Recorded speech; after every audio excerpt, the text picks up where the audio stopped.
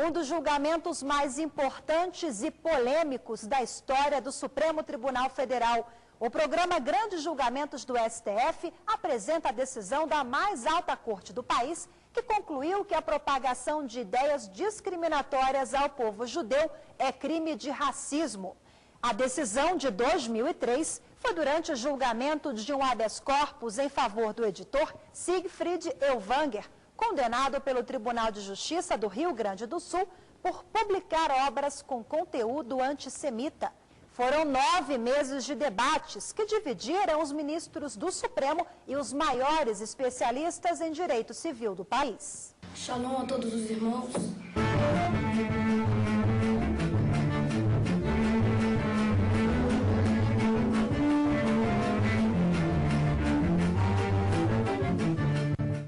De acordo com o dicionário, o preconceito é o conceito ou opinião formada antecipadamente, sem maior ponderação ou conhecimento dos fatos.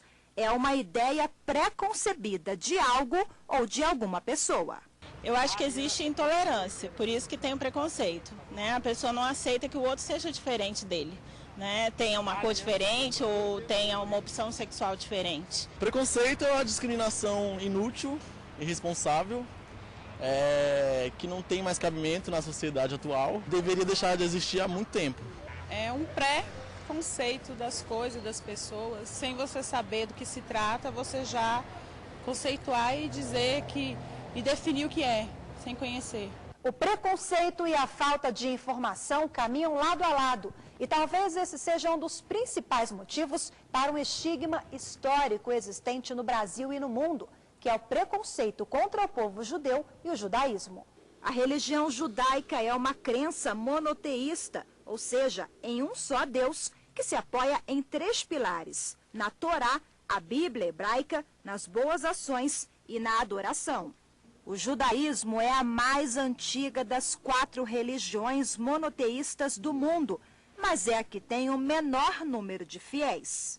Com o número reduzido de seguidores, as informações em torno da religião não são tão difundidas. Mas apesar do pouco conhecimento sobre os judeus, o preconceito ainda é grande. Seria alguém que não acredita em Deus? Judeu é aquele pessoal da época de Cristo, né? Da religião de Cristo mesmo.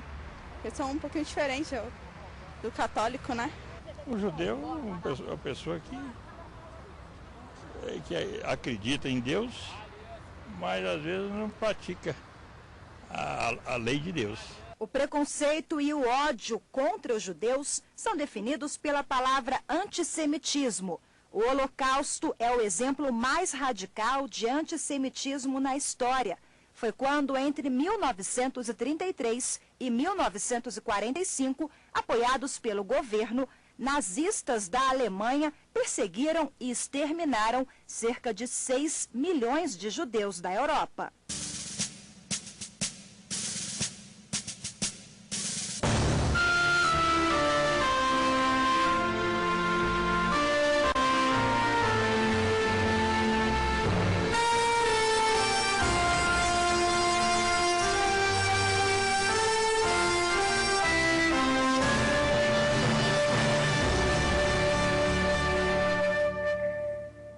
Existe uma explicação clara, o porquê desse preconceito, mas ele é histórico, quer dizer, os judeus em qualquer lugar do mundo sempre tiveram esse tipo de problema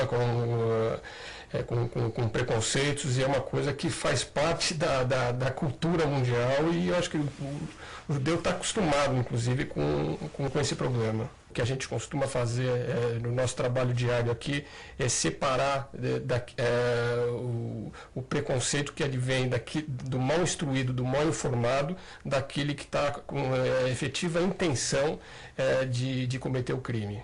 Tem muita gente que fala sem saber o que está colocando, não tem a menor noção daquilo que está levando a público ou escrevendo no site. Para o jurista, professor e diplomata Celso Laffer, o preconceito tem um só motivo. Nós ainda não alcançamos o patamar previsto pela Constituição de uma sociedade fraterna, pluralista, voltada para o bem de todos. E a legislação nossa é uma legislação, a lei brasileira e a Constituição, voltada para a criação de uma sociedade desta natureza. Há preconceitos históricos em relação aos judeus, como há preconceitos em relação aos afrodescendentes, e como hoje em dia, no plano internacional, existe uma preocupação que é preconceituosa de islamofobia. Em dezembro de 2002, a discussão sobre a perseguição sofrida pelo povo judeu ao longo de séculos saiu das ruas e dos livros de história e chegou à mais alta corte do país. Foi quando os ministros do Supremo começaram a julgar um dos processos mais emblemáticos relacionados ao preconceito e aos direitos civis. Não vou aqui recordar para os ilustres colegas toda essa passagem bíblica ou histórica de tudo que aconteceu com relação a esse povo.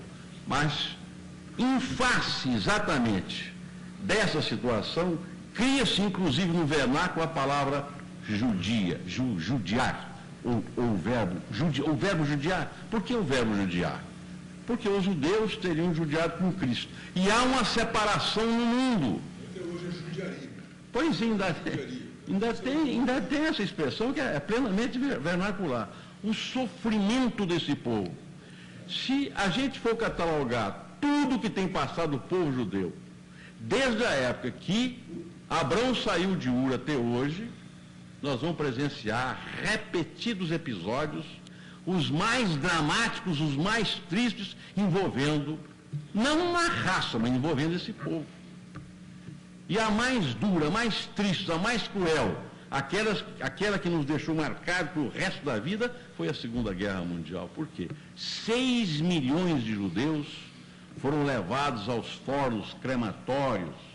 6 milhões de judeus morreram nos campos de concentração de Auschwitz, de Dachau e de tantos outros. A discussão em torno do antissemitismo foi durante o julgamento do pedido de habeas corpus em favor de Siegfried Ellwanger, um editor de livros responsável pela publicação e venda de obras com ideias preconceituosas e discriminatórias contra os judeus. Ellwanger foi condenado em 1996 pelo Tribunal de Justiça do Rio Grande do Sul a 2 anos de prisão, convertidos em prestação de serviços comunitários. Ele publicou vários livros, entre eles Holocausto Judeu ou Alemão, Nos Bastidores da Mentira do Século e Hitler, Culpado ou Inocente. O que me chama a atenção é que o mesmo editor e o mesmo autor se tornou especialista na publicação desse livro. Em outras palavras, se ele se propusesse como um editor de excentricidades, eu até consideraria com alguma generosidade esse habeas corpus. Mas, evidentemente, não terá sido essa a sua intenção. Ele, na verdade, se especializou em editar e publicar como autor uma série de livros que instigam a discriminação. E, portanto, isso tem um significado óbvio, do meu ponto de vista, de que se trata de uma prática que contraria a tutela constitucional, em princípio, e que, portanto, se tipifica perante a lei. O caso Ellwanger é um caso de uma obra literária que pregava a inferioridade dos judeus como raça.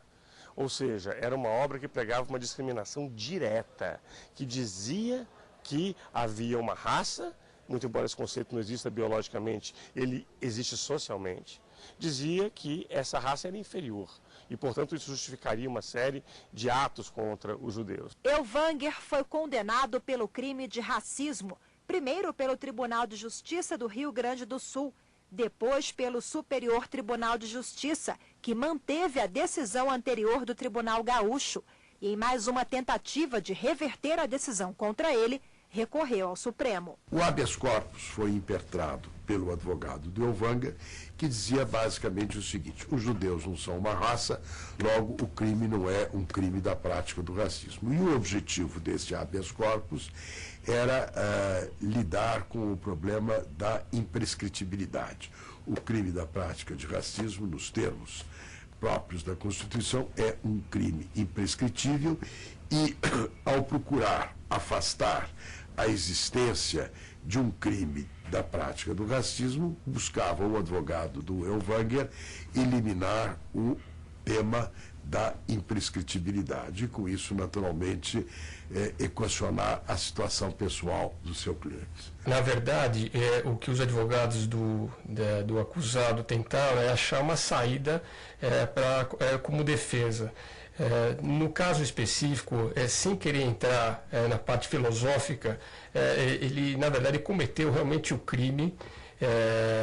Existe uma lei extremamente rigorosa por conta disso, e eles tentaram achar como estratégia uma saída técnica para absolver o réu. Embora uma pequena parte dos juízes do STF defendiam essa tese, na verdade eles foram derrotados e prevaleceu, na verdade, a tese do crime, da intenção do réu de cometer o crime racial. Pela prática discriminatória, o editor de livros foi condenado pelo crime de racismo, que é o preconceito contra a raça de alguém. Mas como os judeus não são considerados raça, essa foi uma das grandes discussões no plenário do Supremo. A questão que se coloca neste habeas corpus é a de se determinar o sentido e o alcance da expressão racismo cuja prática constitui crime imprescritível, por força do disposto no artigo 5º, 42 da Carta Magna, até porque a imprescritibilidade, no caso, resultará do disposto nesse preceito constitucional, uma vez que a legislação infraconstitucional relativa aos crimes de preconceito e discriminação não os declara imprescritíveis. Ademais, é de notar-se que a expressão nos termos da lei, que se encontra na parte final desse dispositivo da Constituição, não delega à legislação ordinária dar o entendimento que lhe aprouver sobre o significado de racismo, mas sim que cabe a ela tipificar as condutas em que consiste essa prática e quantificar a pena de reclusão a elas combinada. Reza o artigo 5º, 42 da Constituição. A prática do racismo constitui crime inafiançável e imprescritível, sujeito à pena de reclusão nos termos da lei. Na teoria, o racismo geralmente é associado aos negros, o preconceito decorrente da cor da pele de alguém. Mas na prática, o julgamento do Supremo mostrou que o racismo vai muito além disso. Será que quando a Constituição fala no inciso 42 do artigo 5º, a prática do racismo constitui crime inafiançável e imprescritível sujeito à pena de reclusão nos termos da lei, será que só se refere aos negros? Quando eu leio essa cláusula aqui, esse inciso do artigo 5º da Constituição, será que eu devo emprestar o sentido semântico de entender que é só racismo nesse sentido? Ou eu devo fazer um conjunto interpretativo da Constituição? O judaísmo é uma raça? Será que eu devo? Mas eu não estou dizendo que seja raça ou não seja. Eu não devo dar uma interpretação semântica a respeito disso. Quando o plenário do Supremo começou a julgar o processo em dezembro de 2002, a composição da corte era bem diferente. De lá para cá, passados quase 9 anos, mais da metade dos ministros que participaram do julgamento não compõem mais o colegiado. É o caso do relator do processo, ministro Moreira Alves, que se aposentou compulsoriamente em 2003, ao completar 70 anos. O ministro Maurício Correia também se aposentou um ano depois, em 2004, quando completou a idade máxima para permanência no serviço público. Os ministros Carlos Veloso e Sepúlveda Pertence também se aposentaram aos 70 anos e deixaram o STF. O último ministro a sair da Suprema Corte foi o ministro Nelson Jobim, que antecipou a sua aposentadoria em 2006 e hoje é ministro da Defesa.